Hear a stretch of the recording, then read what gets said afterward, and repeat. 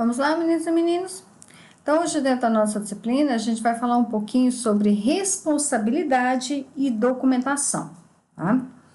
Então, a NR10, no artigo 10.3.1, ela estabelece o seguinte: as responsabilidades quanto ao cumprimento dessa NR, né, da 10, são solidárias aos contratantes e contratados envolvidos.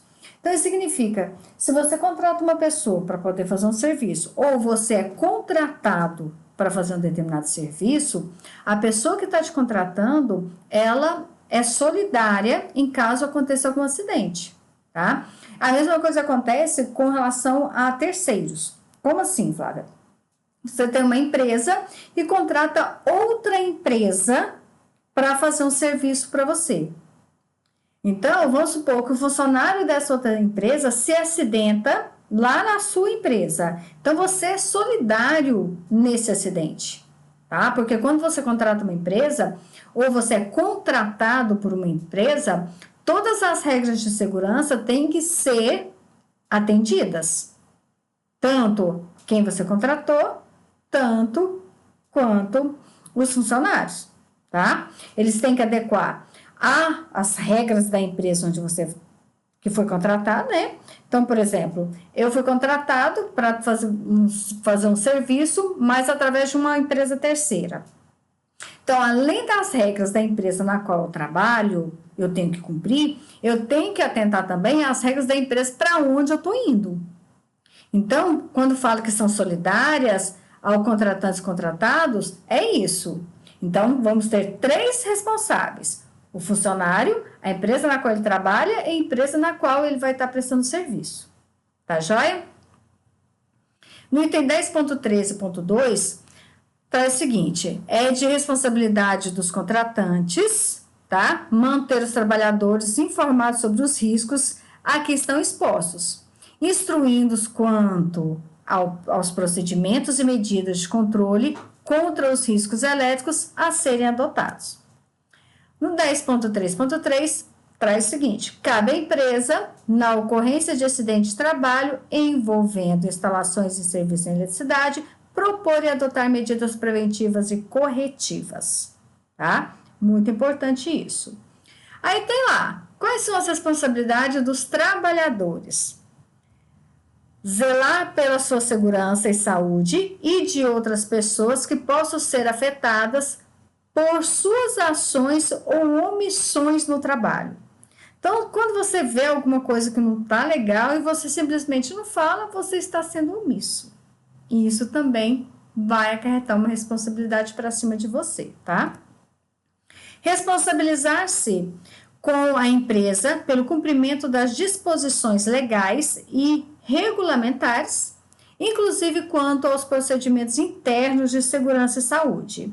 E também comunicar de imediato ao responsável pela execução do serviço as situações que considerar de risco para a sua segurança e saúde e também de outras pessoas, tá? Então, são responsabilidades que estão lá na NR10 e que é para os trabalhadores. Além das normas de segurança, tá?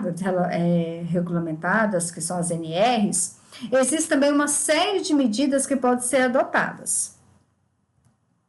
Então, a seguir, a gente vai ver quais são essas responsabilidades para o empregador e para o empregado, assim como as penalidades para ambas as partes.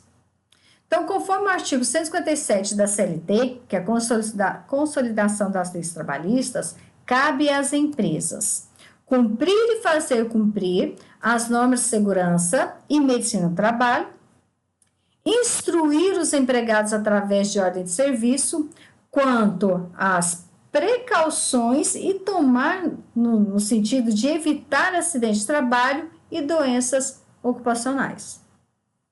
A gente pode até falar assim, mas isso a gente tem visto nas nossas aulas. É sempre complementação. Adotar as medidas que lhes sejam determinadas pelos órgãos competentes.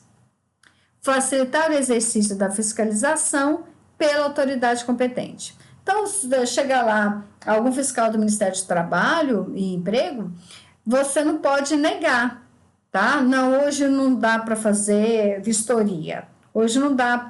Não tem isso. Chegou, vai entrar e vai fiscalizar, tá? Com relação ao empregador, então os chefes dos órgãos assessorados pelo Serviço Especializado em Engenharia de Segurança e Medicina do Trabalho, que é o SESMIT, quando existir, né? E também a CIPA, são responsáveis por indicar a utilização dos EPIs, que devem ser adequados a cada atividade que vai ser executada, né? Lembrando que se não tem SESMIT, não tem CIPA dentro da empresa, eles vão contratar uma empresa para auxiliar na definição de quais são os EPIs que vão ser utilizados. E isso em conjunto com os empregados, tá?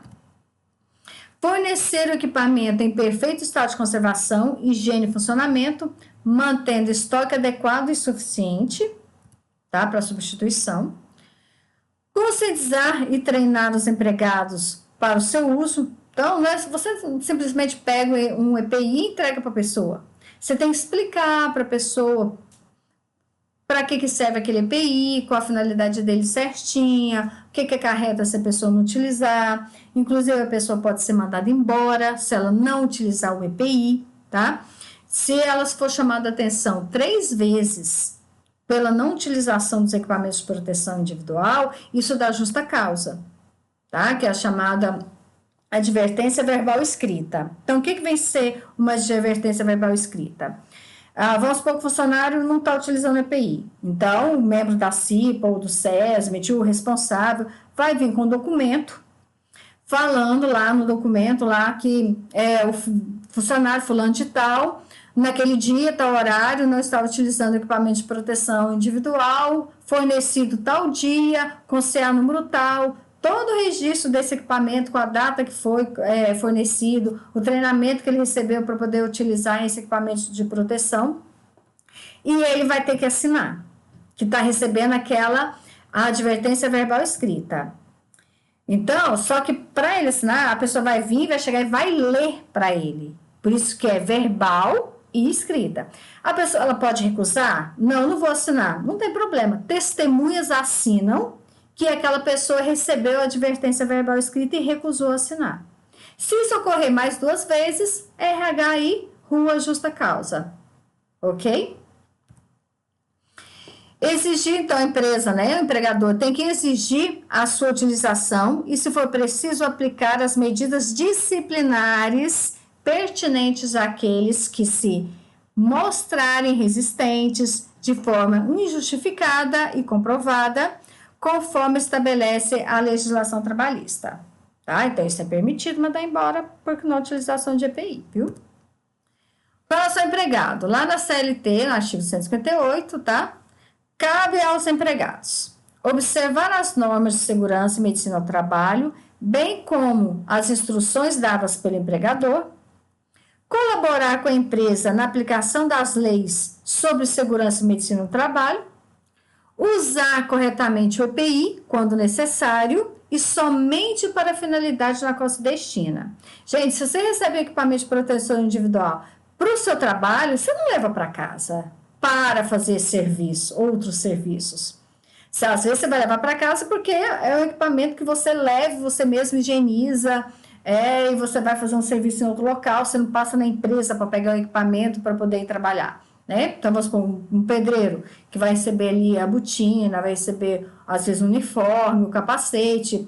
Alguns capacetes ficam na obra, por exemplo, mas algumas coisas a pessoa leva para casa e depois, no outro dia, ela volta com ele. Por exemplo, a botina. Então, a botina é para você trabalhar.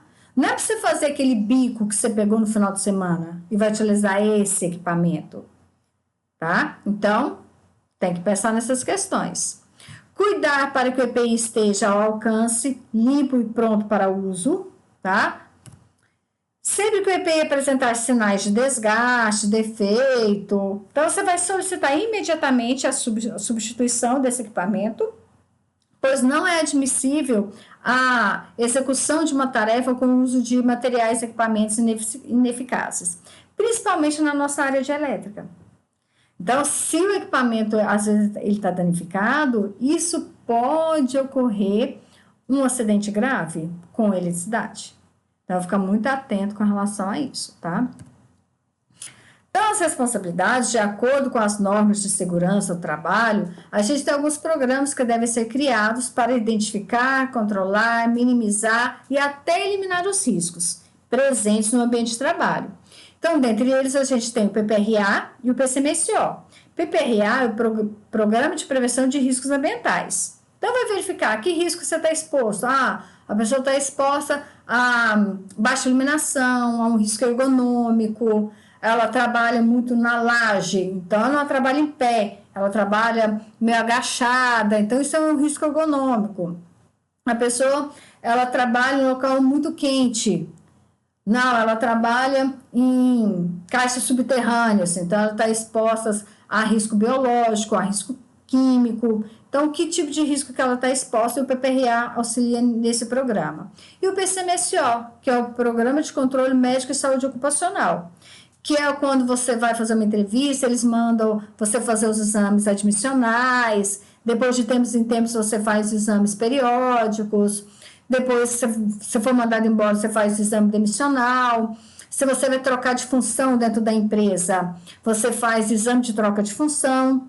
Ou se você ficou afastado, por exemplo, uma mulher saiu de licença maternidade, ou alguém está acidentado e voltou 6 meses depois. Então, ela vai ter que fazer o exame de retorno ao trabalho. Então, tem essas questões, tá? Mas vamos entender um pouquinho.